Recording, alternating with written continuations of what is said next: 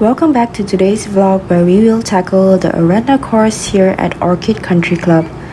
So right off the bat, let's get started. We've got a par 4 playing 340 meters, which is right around 370 yards. So for this vlog, I'm going to specifically target the hazards that you might face on a certain hole and how you can tackle them.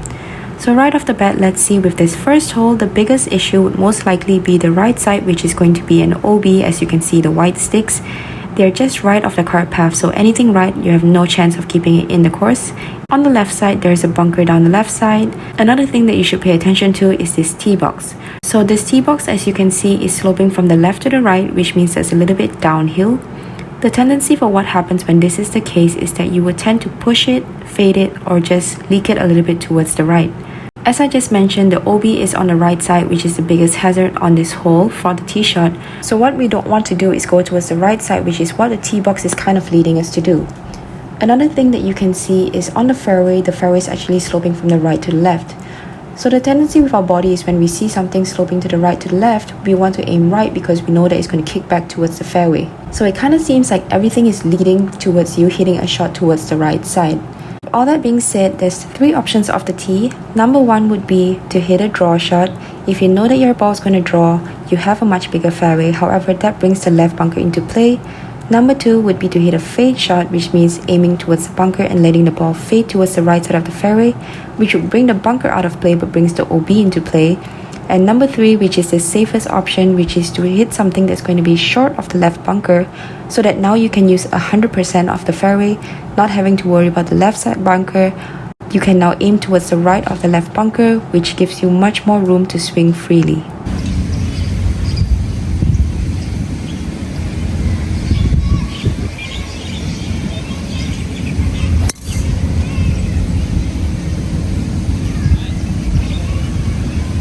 So I hit a decent shot, but with the wind leading everything right, my ball ended up being a little bit too far right, so this tree kind of came into my play. Specifically because I'm a draw player, this tree kind of comes into my start line, whereas if you're a fade player, this tree obviously would not even be in your sight. So this is my first time playing this golf course, so obviously I don't really know where I'm going to place myself. With all that being said, if I had to redo this shot, I would most likely hit the forward of the tee and aim towards the bunker. And also from here I'm hitting a 9 iron, so worst to worst, maybe I'm hitting a 7 iron to the screen, which is much better with a clear line of sight versus having to hit a funky shot just to make sure that I avoid a tree.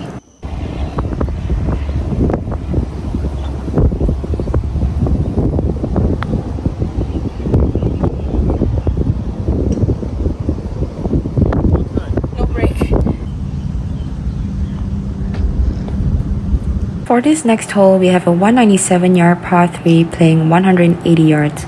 So based off that, you can see that it's quite severely downhill. It is pretty windy as well. Of course, we're elevated, so the wind is going to affect it a little bit more from up here.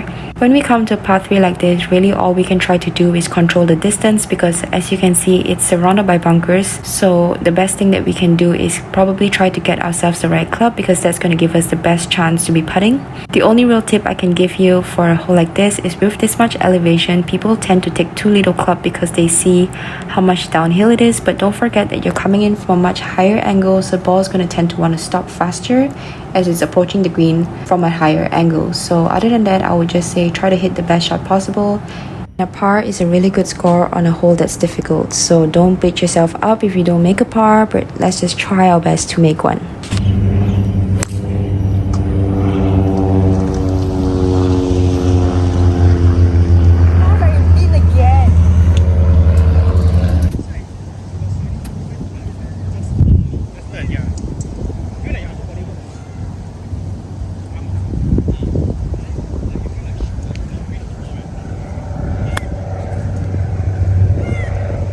What a chip!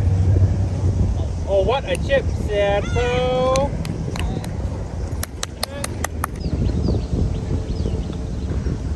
What a putt! Next hole, we have a par 4, which is 360 meters, which is almost 400 yards.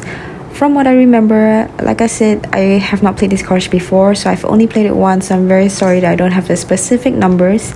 But from what I remember, I could carry both those bunkers, so they were not in play for me. However, this is again one of those holes where if you cannot carry those bunkers, the fairway is going to become much narrower. So I'm definitely sure that the left bunker is further than the right. So if you cannot carry the bunker, consider hitting something shorter that you're going to be able to full release towards the left bunker so that you have more freedom to swing freely, which really I think is the biggest key when you're playing golf.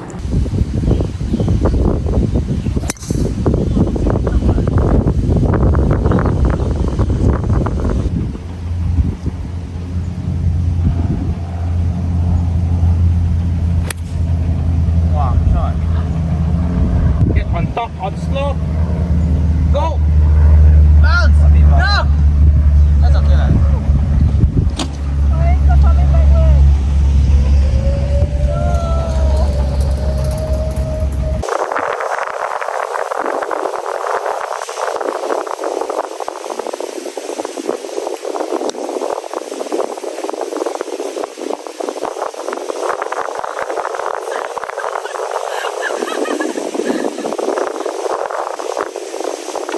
The next hole we have is hole 4, which is a par 5 playing around 424 meters or around 460 yards. So again, let's pause and take a look at what we have here. So very clearly we can see a bunker down the right side. It is pretty far to carry it. I'm pretty sure it's around 260 yards. And I think it's around 235, 240 to reach it. So the bunker is definitely a factor that we have to consider. On the left side, you can see there are trees surrounding the left side and there is a hazard as well further down. So the best ideal target for this hole is going to be the light pole. But as you can see, there is something on the left and right of the light pole, especially if you're hitting it right around my distance. Another thing to notice is the tee box is again sloping downhill, which is again going to lead everything towards the right side. So as this is a par 5, if you do not feel like you can control which direction the ball is going today, whether it's going to go left or to go right, the best solution will be simply hit something that's going to be short of that bunker and give yourself more fairway to work with. Allow yourself to swing freely more often by not having to think so much about the hazards that are surrounding the area, especially when it's towards your landing or finishing area. For my second shot, I only had 207 yards left, so on this scene you can clearly tell that there's a lot of space left. Right around where the tree is in front, there's a hazard running through the entire fairway. So for me, 207 yards is a distance that I can quite comfortably get there with my 3-wood. The biggest obstacle up there, as you can see, would most likely be a bunker. However, because this is my second shot going for a green on a par 5, I felt pretty comfortable with my chances of getting it up and down even if I were from one of those greenside bunkers. So it's really going to depend on you and your ability, and maybe even specifically what you feel on that specific shot and on that day. Because if you feel like you can hit a better shot from 100 yards out versus from a greenside bunker, you are most probably going to be much better off taking the whole risk of hitting a 3-wood. Just hit 2 9-irons or 2 pitching wedge or whatever it may be and give yourself 2 simple shots to go for this par 5, and you're still going to give yourself a look at birdie. There's always more than one way to make a good score, and it's just going to depend on you and your game and what you feel most comfortable with. That's going to produce the best result.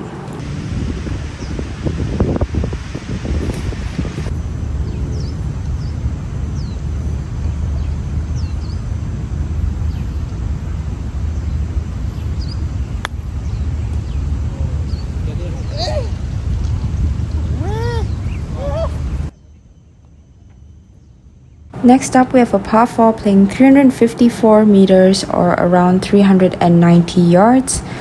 So on this, you can clearly see trees on the right side with many light poles, bunker down the left side, which for me was carryable distance. So another simple tip that I could give you guys, when you guys see a hole like this, especially visually on this hole, because there are so many light poles out there, it'd be very fun to just create a little goalpost for yourself so that you can take away the distractions of what is on the left and the right.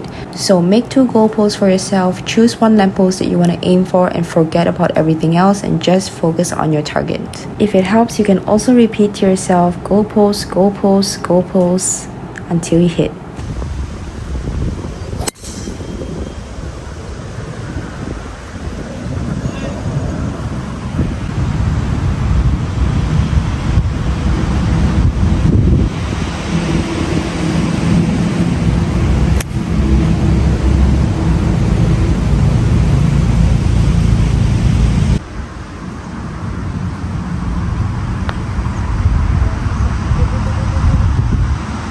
Next up, we have a par 3 playing at 123 meters or 135 yards, but it is straight into the wind today, probably about a 2 club wind.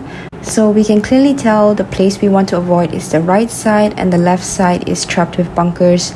just for the people who are too scared of the water and end up pulling it towards the left. With the pin being behind today, we have a lot more room short, so if you're not too confident, make sure that you shoot towards the front of the green and at about 10 yards. So for today's pin, since it is playing around 135, it is probably only about 110 to the front of the green. So if you play it somewhere around 120 yards, it's probably going to be a very safe distance. It's going to give you a lot of room to work with. You don't have to worry about where the pin is. It's obviously a bit of a sucker pin on the right side, especially if you play a fade or if you're not too confident with your draw. Go towards the center, choose a center distance, choose a center target, aim towards one of those palm trees in the back if it helps. Just block everything else out once you have already chosen the club and just focus on the palm tree that you have chosen.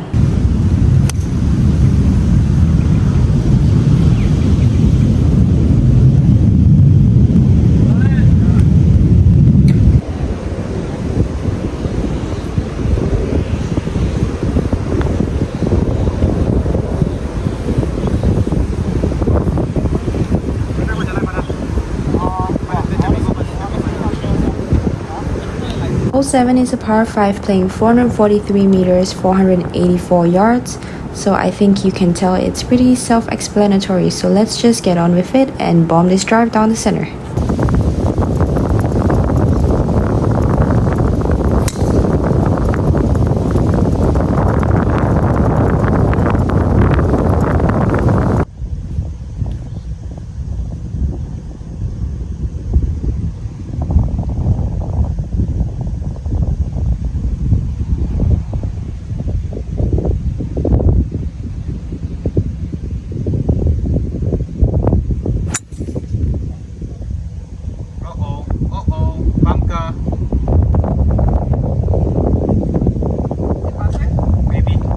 I made a bit of a mistake in judgment there. I thought with the downhill lie that the ball was going to go right, but with the wind just kind of countering it, I think it just kind of didn't really move as much as I thought it was going to. So I did not put myself in a good position here.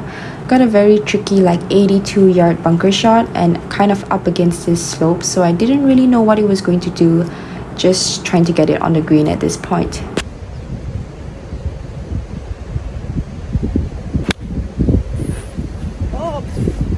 Right in my face. Damn.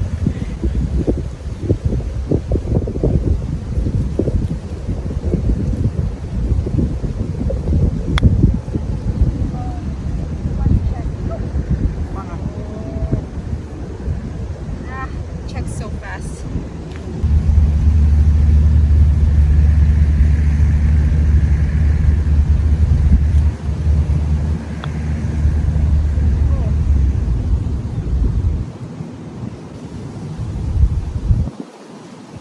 Next up we have hole 8, which is a tricky but short par 4, playing around 300 meters or 330 yards. So if you are not confident with your driver for the day, you definitely do not want to hit the driver on this hole. Again, it's a short hole, so you really don't need one. Hitting the driver means you're going to bring bunkers into play. On the right side, there is more room than it seems because past those bunkers, there is actually a bit more room. And if you hit the driver and too far down the left side, you are most likely going to run out of fairway. So again, it comes down to a comfort thing and what you will feel most comfortable with on that day. If you're hitting your driver good and you feel like you're good with your wedges, this could be a good opportunity for you to stick one close. However, another thing to consider is if you're not good with awkward distance wedges, you most likely don't want to hit a driver because you are most likely going to give yourself an awkward distance wedge after that.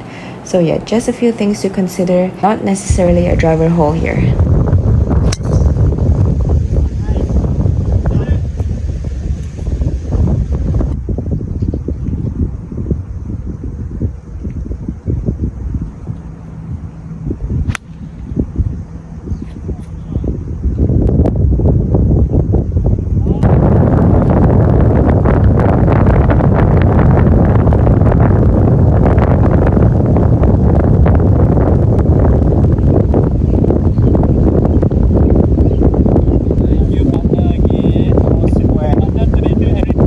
The last hole is a long par 4 for me, 375 meters, right around 410-ish yards. Also with the wind, it's definitely going to be long, so I know that I cannot reach the bunker or any bunkers out there, so really just trying to give this a rip out here and put myself on the fairway.